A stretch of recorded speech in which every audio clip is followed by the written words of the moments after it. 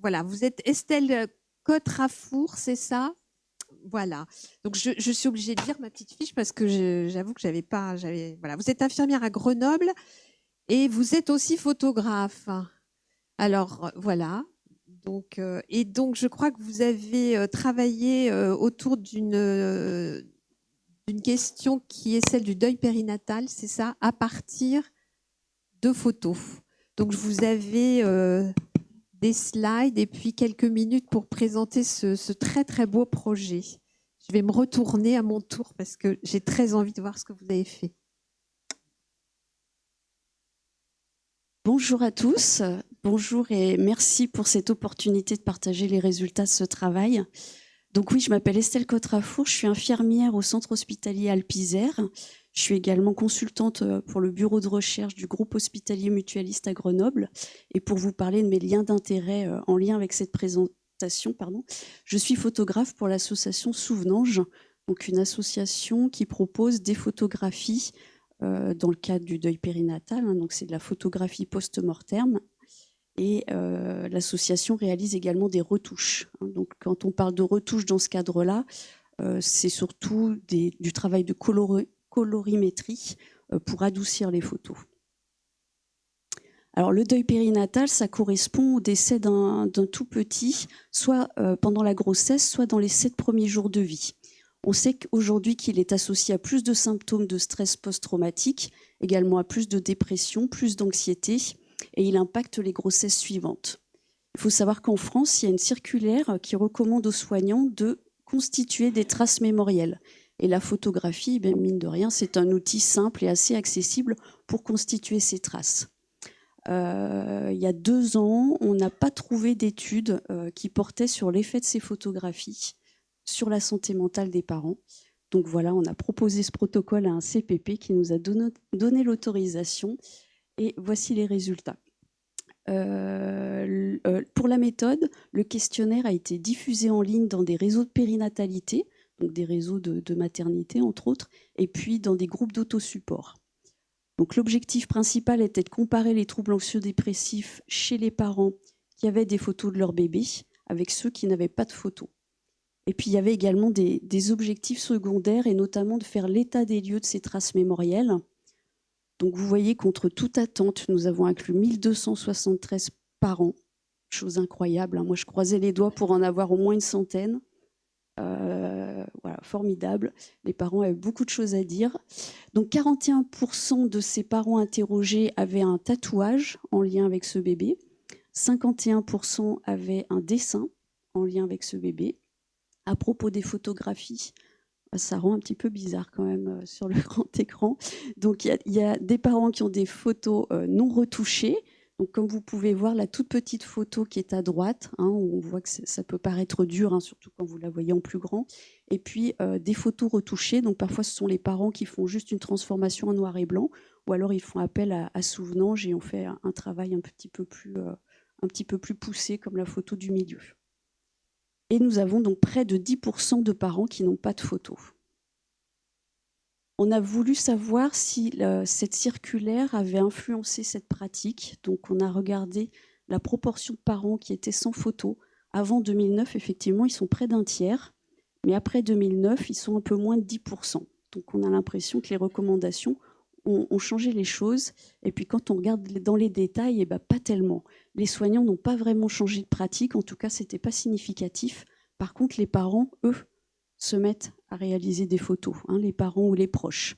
Avant 2009, ils étaient 36%, 62% après 2009. Alors probablement aussi parce que les techniques ont évolué, tout le monde a un petit smartphone dans sa poche, etc. Et puis on notera le recours à un photographe.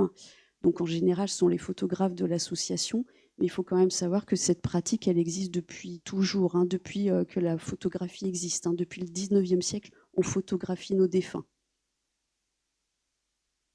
À propos de la santé mentale, ces photographies, elles s'étaient, dans les résultats, associées à une meilleure satisfaction des soins reçus. Et ça, on sait que c'est un facteur protecteur pour la santé mentale, associé également à la perception d'un meilleur soutien par les proches. Elles favorisent probablement les échanges et la reconnaissance de cet enfant, ainsi que cette parentalité devenir brutalement interrompues. Ces photos ne sont pas associées significativement à plus de troubles anxieux ni à plus de troubles dépressifs. Ce qui est important à démontrer parce qu'il y a des soignants qui peuvent être un peu réticents à la prise de ces photos. Dans une analyse secondaire qui a concerné les mères, juste parce que nous n'avions pas assez de papas en fait. Donc les mères ayant vécu un deuil périnatal plutôt récent, dans les 4 dernières années, on a noté une prévalence significativement plus faible des mères qui avaient des signes dépressifs, chez celles qui ont des photos retouchées par rapport à celles qui n'ont pas de photos. Et les scores de dépression étaient aussi plus bas. Donc en conclusion, on a pu démontrer que ces photographies post-mortem ont l'air d'être un soutien concret contre la peur de l'oubli. Ça, c'est souvent la première chose qui est évoquée par les parents. C'est un support pour présenter l'enfant aux proches. On pense aux grands-parents, mais on pense aussi aux frères et sœurs qui ont besoin de voir cet enfant attendu, et sans augmenter significativement l'intensité ni la prévalence des troubles anxio-dépressifs. Elles sont associées à une meilleure satisfaction des soins reçus, et les photographies retouchées sont associées à moins de symptômes dépressifs dans les deuils les plus récents chez les mamans. On peut donc conclure que cet outil semble être un outil sûr pour accompagner les familles. Merci pour votre attention.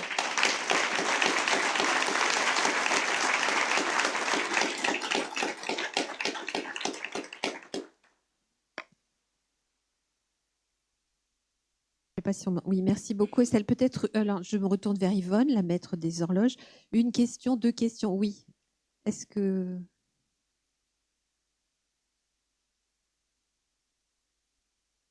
Alors moi, j'avais juste une question. Est-ce que, parce que vous parliez justement du fait qu'il y ait effectivement plus de parents endeuillés qui prennent des photos, est-ce que l'éruption du smartphone n'a pas fait aussi, n'a pas changé les choses? Ça, c'est une première question. Et toujours dans ce cadre-là, est-ce qu'il n'y a pas une crainte aussi de voir ces photos ensuite un petit peu partagées abusivement via des réseaux? Comment vous protégez un peu tout ça? Alors nous n'intervenons oui, qu'à voilà. la demande des parents et les photos sont restituées aux parents. Par contre, eux partagent, et notamment sur Facebook, on trouve des groupes d'autosupport et entre eux, ils partagent les photos.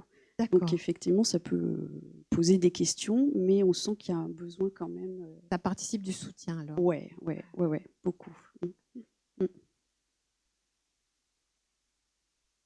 Et donc votre recherche est publiée, on peut la lire quelque part pour ceux qui sont intéressés? En cours de publication. Oui. Très bien. Et donc cette association, comment les infirmiers, enfin comment les soignants connaissent cette association? Parce que moi j'avoue que on a partagé dans la revue quelque chose autour des adultes, vous voyez, du décès effectivement d'un infirmier qui faisait un très beau travail comme ça. Mais comment aujourd'hui les soignants en natalité, enfin, tout le monde vous connaît en général, c'est une association qui Alors dans les maternités, il y a souvent un livret quand les parents sont touchés par le deuil périnatal. Ils ont la référence à plein d'associations pour les accompagner et souvent je fais partie de cette liste-là. Oui, mais bien souvent les parents nous trouvent par internet avant même d'être informés par les soignants. Ceci dit, nous avons beaucoup de mal à avoir des photographes, donc c'est pas facile non plus de répondre à toute la demande et ah oui, ça on veut dire y va doucement aussi dans vous avez beaucoup de communication. Et peu de... C'est à peu près 7000 familles par an, c'est énorme. 7000 familles endeuillées qui et ont nous recours sommes une centaine de photographes sur toute la France. D'accord. Et ce ne sont pas forcément des soignants, les photographes? Pas forcément, non. D'accord. Ça veut dire que vous acceptez aussi de travailler avec des professionnels, par exemple, de la photographie ou des amateurs? Ce sont surtout des professionnels de la photographie parce que c'est vrai que techniquement, c'est pas facile comme photo, faire des photos quand c'est dans la salle d'accouchement où il y a très peu de lumière, etc. Et puis selon l'état du bébé aussi. Donc c'est assez technique. D'accord. Je crois qu'il y avait une question.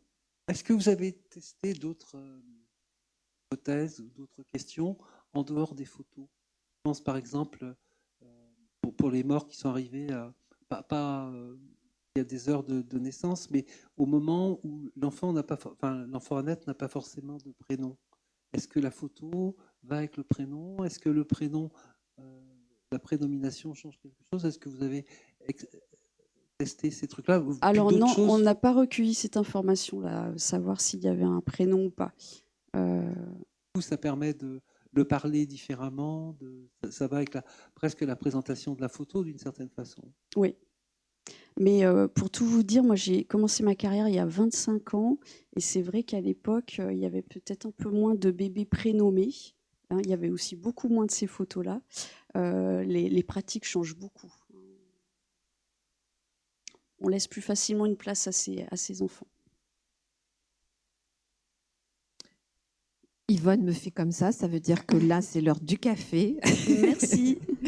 Merci beaucoup Estelle pour votre travail magnifique.